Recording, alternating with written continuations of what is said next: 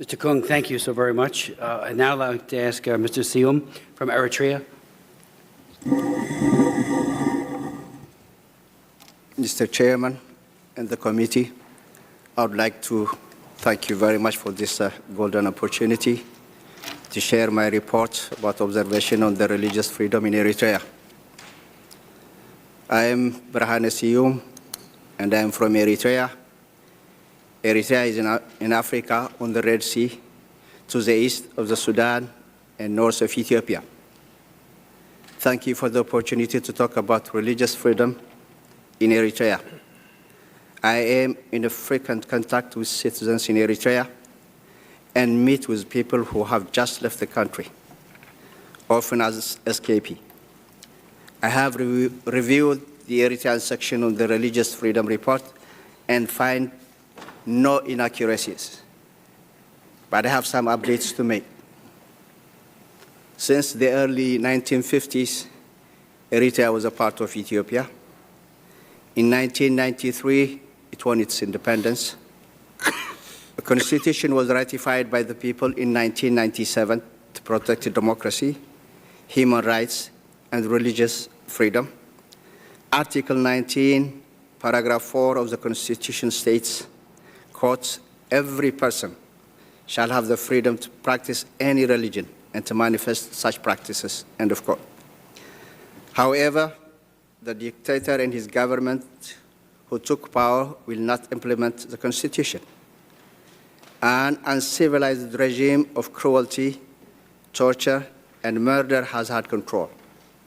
Countless people have fled the country. Those who are caught living illegally are tortured or killed. Religious freedom had never been a problem before the new government came. Muslims and Christians of all sects were free to exist and grow. However, the new government in 2002 outlawed all church activity except of the 4 registered faiths, which are the Eritrean Orthodox Christian, Roman Catholic, Lutheran, and Islam. Outlawed Protestant churches have been taken apart. First, pastors and key church leaders were arrested without charges placed. Then, church buildings were locked up and people were forbidden to use them for religion. Then the government took all the property. An example such close to this was, I'm sorry, I have to repeat it. An example church clothed this way was the Kale Hiwat Baptist Church in Asmara, which is the capital city. The church had been giving aid to the poor as a registered NGO. And in October of this year, the staff was arrested, all computers and other office equipment and records taken, and the office locked. Kale Hiwat Church had been overseeing an orphanage and a kindergarten throughout the country. I don't know what has happened to this. Anyone caught worshiping in an unregistered church or group, even in a private home, is subject to arrest and jail under severe conditions. One notable example is Helen Berhane, who is a well-known evangelical singer. She was jailed following release of a popular CD of her music and kept for over 2 years because she would not renounce her faith, and was released recently because of pressure from Amnesty International. But she has to be in a wheelchair because of beatings to her right leg. There are many who have been in jail for at least weeks or months, probably over 1,000. People who will not serve in the military for religious reasons have been jailed in poor conditions, some for over 10 years. Jehovah's Witnesses have been hurt the most with this. Other groups, including Muslims, have been mistreated this way too. Members of illegal Christian sects in jail are required to renounce their religion before they will be released. The government replaces the patriarch of the Eritrean Orthodox Church with someone of their own choosing. The officially elected one is now under house arrest. Thousands of Eritreans have made their way out of the country at risk of torture or death because of extreme human rights and religious mistreatment. We hope and pray for our Constitution to be implemented in a universal and sustainable way. Thank you for your attention. Thank you so very much. Let me begin the questioning, if I could, with you.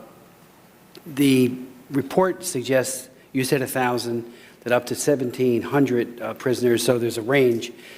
To the best of your knowledge, has the African Union or the UN or any other human rights or a body that has a human rights component to it held Isaias to any account for this gross mistreatment of religious believers, particularly as it relates to torture?